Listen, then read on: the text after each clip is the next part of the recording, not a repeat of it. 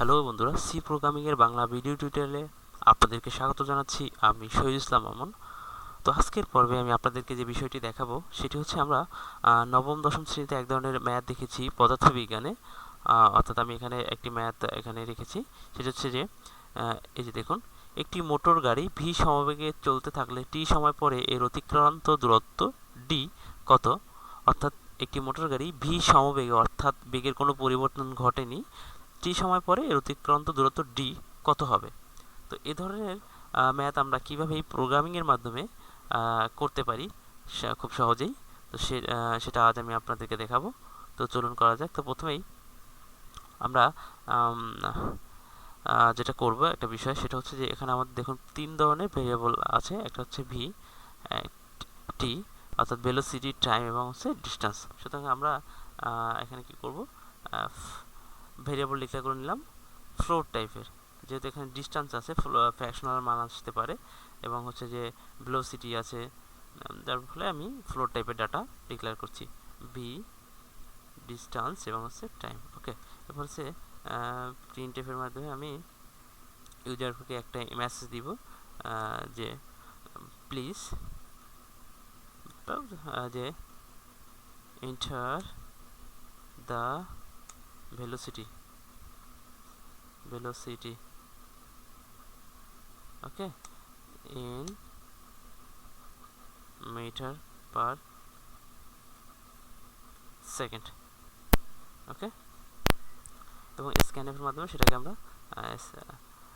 Input নিব। ওকে, যেহেতু float টাইপের ডাটা দিচ্ছি তাহলে পার্সেন্টেজ এফ এবং হচ্ছে কোথায় রাখবো এম্পারসেন্ট বি।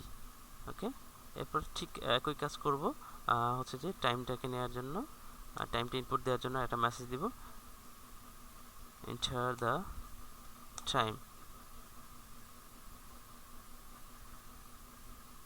okay, in second, ওকে, এবং সেটাকে আমরা স্ক্যানএফের মাধ্যমে আবার ইনপুট নিয়ে নিব। তো আমরা হচ্ছে পার্সেন্টেজ এফ এবং রাখবো কোথায় টি, সরি এম্পারসেন্ট টি। এবং এখন আমরা যে কাজটা করব সেটা হচ্ছে যে আমাদের মূল কাজটা করব একটু দেখে নেই। অর্থাৎ আমরা জানি আসলে কোনো বস্তু যদি ভি সমবেগে টি সময়ে চলতে থাকে তাহলে তার দূরত্ব হবে, অর্থাৎ ডিস্টেন্স হবে তার বেগ এবং সময়ের গুণফলের সমান। তাহলে আমরা এটাকে লিখতে পারি এরকম, ডিস্টেন্স ইকুয়ালস টু হবে কি ভেলোসিটি মাল্টিপ্লিকেশন টাইম। হ্যাঁ, তো এইটাই আমরা হচ্ছে যে আমাদের প্রোগ্রামে আমরা ইমপ্লিমেন্ট করব। তাহলে আমরা লিখতে পারি ডি ইকুয়ালস টু হচ্ছে কি ভেলোসিটি ইনটু টাইম। ওকে, জাস্ট এখন এটা আমরা প্রিন্টএফের মাধ্যমে আমরা ডিসপ্লে করব। Printf distance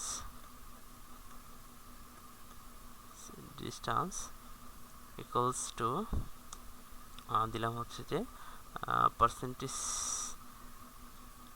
sorry percentage 2.f দেওয়ার মানে হচ্ছে আমরা দশমিকের পরে সে দুইটা ঘর নেবে, যেহেতু আমরা এখানে ফ্লোট টাইপের ডাটা ইউজ করেছি METRS। ওকে, এবং কি হবে ডি। তো আশা করি বুঝতে পারছেন আপনারা সবাই। তো এখন আমরা এটাকে একটু রান করি। রান করলে কি হয় দেখা যাক। প্রিন্টএফ এখানে একটা সেমিকোলন হবে। এবার রান করি। তো দেখুন enter the velocity in metre second. তো আমরা দিলাম হচ্ছে যে 30 এবং enter the time in second দিলাম হচ্ছে যে 10। দেখুন দেখাচ্ছে ডিস্টেন্স হচ্ছে 300 মিটারস। তো আশা করি আপনারা বুঝতে পারছেন। ধন্যবাদ সবাইকে। তো আপনারা এভাবে প্র্যাকটিস করবেন, আপনারা ভিডিওটা দেখে দেখে প্র্যাকটিস করবেন। তো ধন্যবাদ সবাইকে। আজ এ পর্যন্তই, দেখা হবে পরবর্তী টিউটোরিয়ালে।